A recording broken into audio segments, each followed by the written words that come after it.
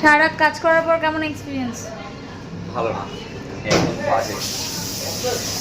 দা আমাকে একটু ছুটি দে, 5-6 দিন ছুটি দে, আমরা ঘুরতে যাবো।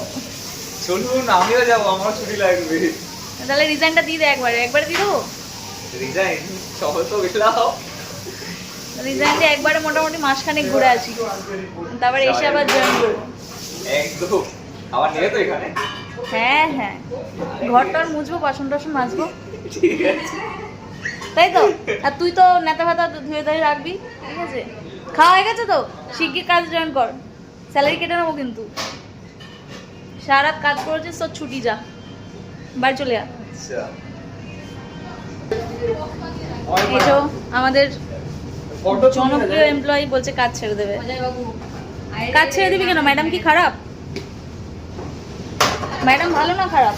না ম্যাডাম ভালো। তাহলে কাজ ছেড়ে দিবি কেন? না কাজ করেছে part time, shift timing change.